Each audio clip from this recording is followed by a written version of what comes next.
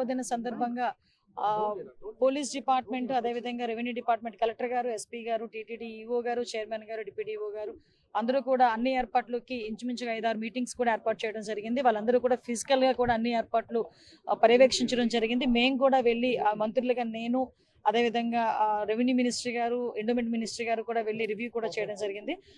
వచ్చే వైకుంఠ ఏకాదశి 30వ తారీఖు నుంచి జరగబోయే వైకుంఠ ఏకాదశి 30, 31, 1 తారీఖు, అదేవిధంగా 2 నుంచి 8వ తారీఖు వరకు జరగబోయే వైకుంఠ ఏకాదశి పర్వదినానికి సందర్భంగా ఉత్తర ద్వార దర్శనం ఎక్కువ మంది భక్తులకి సౌకర్యవంతమైన దర్శనం చేయాలనే ఉద్దేశంతో ఈరోజు కూటమి ప్రభుత్వం, అదేవిధంగా టీటీడీ వాళ్ళు కూడా సంయుక్తంగా ఈరోజు ఈ కార్యక్రమాన్ని నిర్వహిస్తున్నారు. దీనికి భక్తులందరినీ కూడా సహకరించాల్సిందిగా మీ అందరినీ కూడా కోరుకుంటున్నాను. సోషల్ మీడియాలో ఏదైతే మాట్లాడుతున్నారో వాటిని తిప్పికొట్టాల్సిన బాధ్యత మా డిపార్ట్మెంట్ మీద ఎంతవరకు అయితే ఉందో వాటితో పాటు మీ మీద కూడా ఉందని పత్రిక వాళ్ళకు కూడా నేను విన్నవించుకుంటున్నానండి.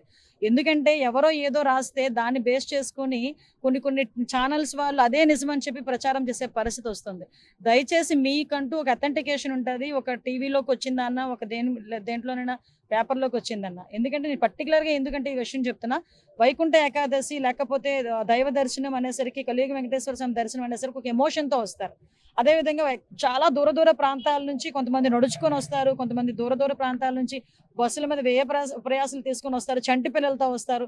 అలాంటి వాళ్ళని ఎక్కడో ఏది జరగకుండానే ఎలా జరిగిపోయింది, తొక్కిసలాట జరిగిపోయింది, ఇంతమంది గాయాలయ్యి అంతమంది హాస్పిటల్లోకి వెళ్ళిపోయారని ఎవడో ఎందుకు పనికిరన్నాడు సోషల్ మీడియాలో మాట్లాడితే దాన్ని బేస్ చేసుకొని చాలా మంది భయాందోళనకు గురయ్యే పరిస్థితులు ఉన్నాయి. కాబట్టి నేను సాక్షాత్తు ఎస్పీ గారు, మా పోలీస్ డిపార్ట్మెంట్ అక్కడికి వెళ్ళి చాలా క్లియర్గా అక్కడ విషయం చూపించి చెప్పడం జరిగింది. ఇలా పోస్టుల మీద పెట్టే వాళ్ళని కూడా కఠినమైన చర్యలు ఉంటాయి, వాళ్ళ మీద కూడా లీగల్ యాక్షన్ తీసుకుంటాం. Local to global news at your finger tips.